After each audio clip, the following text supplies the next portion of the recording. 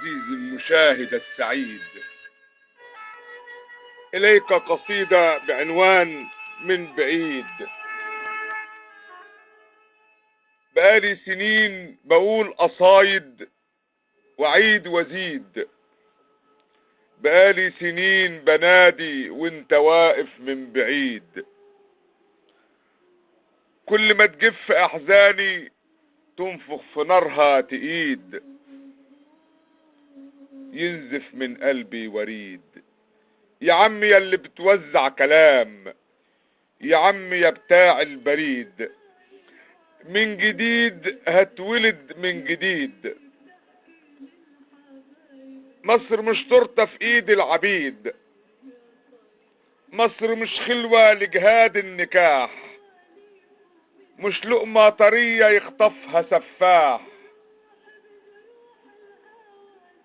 مصر نور مشقشق عز الصباح،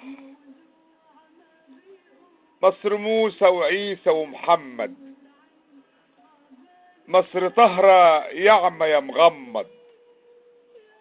الفراعنة شيدوها، الفراعنة من عيلة ابوها. ما عادش ابكي مرة تانية على اللي راح، غصة في حلقي من مبدأ التقية وجهاد النكاح. خلاص الطاعون مات مقتول هم ونزاح.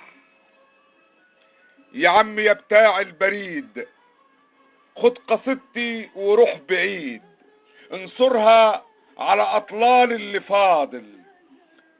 قول عليا مصر قادر، قول عليا حر عابر.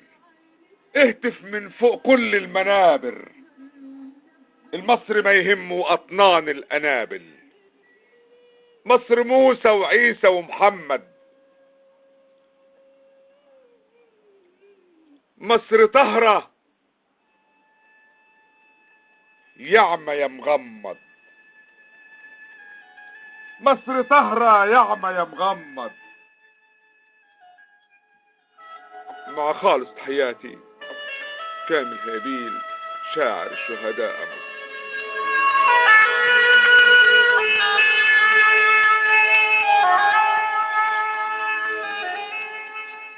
يا عم يا بتاع البريد، خد قصيدته وروح بعيد، انصرها على اطلال اللي فاضل. قول عليا مصر قادر، قول عليا حر عابر. اهتف من فوق كل المنابر، مصر ما يهمه اطنان الانابل. مصر موسى وعيسى ومحمد، مصر طهرة يعمى يا مغمض.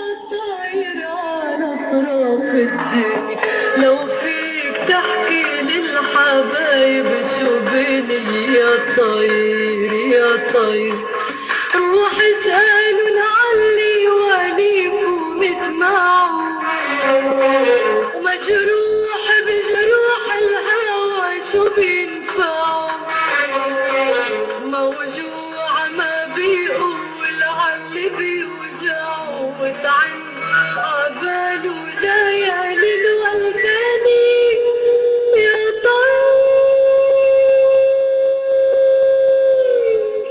يا طير يا طير عالأطراف الدنيا.